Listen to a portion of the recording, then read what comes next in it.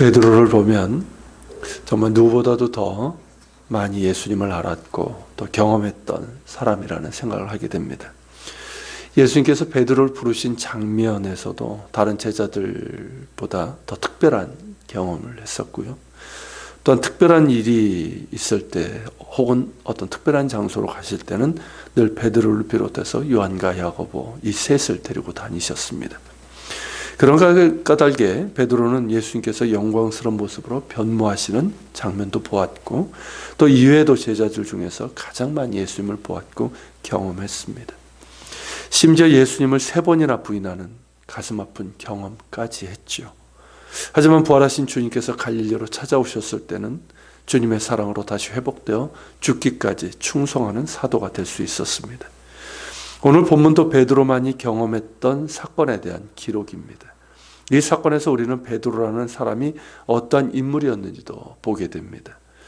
충성스럽지만 충동적이고 의로운 일에 나서지만 실제로는 그 의미를 오해하고 여지없이 넘어지고 마는 연약한 사람이라는 것을 보게 됩니다. 그런 면에서 베드로는 우리와 닮은 데가 있고 그래서 베드로에게서 우리의 모습을 보게 되는 것이죠. 먼저 이 사건을 보면 본문 앞에 오병이어의 이적이 있습니다. 보리떡 5개와 말린 물고기 2마리로 5,000명이 넘는 사람들을 먹이신 엄청난 이적이었습니다. 이로 인해서 베드로를 비롯한 제자들은 매우 놀라워하면서 예수님이 누구신지, 즉 하나님의 아들 그리스도이심을 깨닫게 됩니다. 군중들도 마찬가지입니다. 그곳에 있던 사람들은 이 일로 인해서 굉장히 흥분을 했고 요한복음에 보면 이 이적 후에 예수님을 왕으로 세우려고 했습니다. 만일 그랬다면 재앙 같은 사태가 벌어졌을 겁니다. 그래서 예수님께서는 제자들을 재촉해서 무리들을 흩어지게 하셨고 또 제자들 역시 배를 타고 건너편으로 가게 하셨습니다. 그리고 예수님 자신은 산으로 피하셔서 홀로 기도하셨습니다. 그리고 얼마 후에 이 일이 일어나게 됩니다. 자정이 얼마 지나지 않은 그런 때였고 배는 이미 육지를 떠나 갈릴리 호수 한가운데 있었습니다. 그때 풍랑이 일었고 광풍까지는 아니지만 거센 풍랑으로 인해서 제자들은 몹시 시달리며 파도와 사투를 벌여야 했습니다. 하지만 아무런 소용이 없었습니다. 그런데 바로 그때 예수님께서 그들에게 다가오셨습니다. 그것도 물 위를 걸으셔서 말입니다. 이 이야기를 대할 때 많은 사람들이 믿지 못합니다. 심지어 비웃기도 합니다. 그런데 제자들 역시 이 일로 인해서 이성을 잃고 두려움에 떨고 있었다는 것을 기억할 필요가 있습니다. 심지어 예수님의 명령에 따라서 물 위를 잠시 걸었던 베드로조차도 물 위를 걷는다는 것은 있을 수 없는 일이라고 의심을 했습니다. 그럼에도 이 일을 기록하고 있는 이유는 무엇일까요? 있지도 않은 일을 만들어서 예수를 신격화하는 걸까요? 절대 그렇지 않습니다. 지금 제자들은 연이은 사건을 통해서 예수님에게 창조 세계에 대한 주권이 있음을 보면서 예수님이 누구신지를 차근차근 배워나가고 있습니다. 오병이의 이적처럼 사람의 논리와 이성과 경험으로는 절대 있을 수 없는 일이 자신들의 눈앞에서 일어났고 수많은 사람들이 목도를 했습니다. 그 앞에서는 갈릴리 호수를 건너면서 만난 풍랑을 명하사 잠잠하게 하신 일을 경험을 했고 호수 건너편 데가볼리 지역에 도착했을 때는 사탄이 휘저놓은 인간의 광풍을 잠잠하게 하신 사건도 경험을 했습니다. 이 사건 역시 그러합니다. 사람이 어떻게 무리를 걸을 수 있겠습니까? 있을 수 없는 일입니다. 그러기에 제자들은 어두운 밤이기도 했지만 멀리서 물 위를 걸어오는 자신들에게 오는 어떤 존재에 대해서 극도로 두려워하면서 이성을 잃었습니다. 저건 유령이라고 하면서 말입니다. 그러나 유령이 아닙니다. 그 존재는 바로 예수님이었고 예수님께서는 그들에게 안심하라, 나다, 그러니 두려워하지 말라라고 하셨습니다.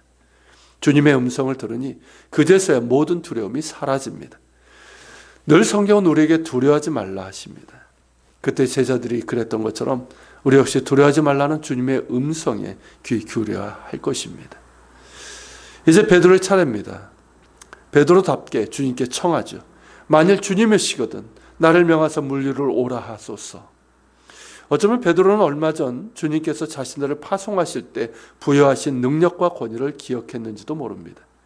주님께서 능력을 주시자 자신들도 주님과 같은 일을 했기 때문입니다. 그것을 기억했는지 모르겠습니다. 예수님께서는 오라 하셨고 베드로는 주님의 말씀에 따라 배에서 내려 모래를 걸어서 예수님께로 갔습니다. 여기까지는 참 훌륭한 믿음이고 믿음의 발걸음이었습니다. 하지만 이내 어떻게 됩니까? 갑자기 현실이 보입니다. 상황이 보입니다. 여전히 사방에서 거센 바람이 불고 파도가 일고 있었습니다. 그제서 제정신이 듭니다. 내가 뭘 하고 있는 거지? 정신이 나갔지. 내가 물 위를 어떻게 걸을 수가 있어? 내가 물 위를 걸을 리가 없잖아. 두려움과 의심이 엄습하면서 이내 가라앉기 시작합니다. 어떻습니까? 상황은 다르지만 우리 이야기 아닙니까? 우리 역시 주님의 음성을 듣고 믿음의 발걸음을 내딛습니다. 은혜 받은 거죠. 은혜 받고 또 주님이 함께 하시면 될 것 같습니다. 그런데 어느 순간 현실이 보이고 상황이 보입니다. 그것을 보니 자꾸 내 마음이 빼앗기고 흔들리고, 그러니 그 상황이 집체 같은 파도처럼 나를 삼킬 것 같고 두려움과 염려 걱정이 엄습합니다. 주님께 대한 믿음도 여지없이 흔들리고 의심이 생깁니다. 딱 우리의 모습입니다. 하지만 이 사건에서 핵심은 다음 장면입니다. 베드로는 두려움과 의심 가운데 가라앉을 때 어찌합니까? 주님, 나를 살려주십시오. 나를 구원해 주십시오. 소리를 지르며 주님을 불렀습니다. 이 부르짖음은 가장 단순한 기도이고 예수님께서 가장 기꺼이 들어주실 기도입니다. 왜냐하면 예수님께서 오신 목적이 바로 이것이기 때문입니다. 인생의 허무와 두려움과 고통 가운데 있는 자들을 구원해 주시는 주님이십니다. 주님께서는 즉시 손을 내밀어 베드로를 붙잡아 주셨습니다. 그를 구원해 주셨습니다. 그리고는 부드러운 미소로 말씀하십니다. 믿음이 작은 자여, 왜 의심하였느냐? 왜 나를 보지 않았냐고? 왜 파도에 마음이 빼앗겼느냐고? 왜 상황을 보면서 의심하고 두려워했냐고 물으시면서 어떤 경우에도 주님을 바라봐야 한다고, 주님을 의심해서는 안 된다고 말씀하십니다. 그리고 예수님께서 배에 오르시자 바람은 즉시 멈추었습니다. 제자들의 반응은 어땠을까요? 예수님께 절하며 진실로 하나님의 아들이심을 고백했습니다. 즉 예배로 나타난 것이죠. 베드로는 실제로 경험했던 일이고 우리는 그와는 다르지만 우리 역시 동일하게 경험하게 되는 상황입니다.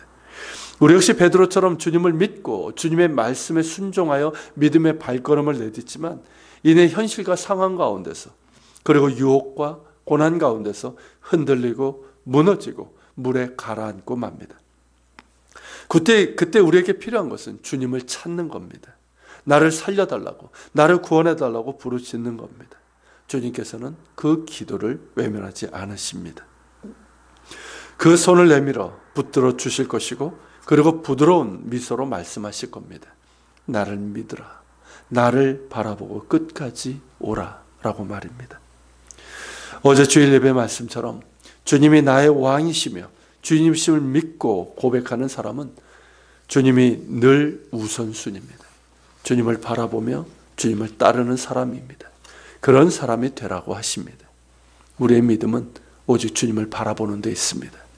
주님만이 나의 구원이시며 나의 첫 번째이십니다.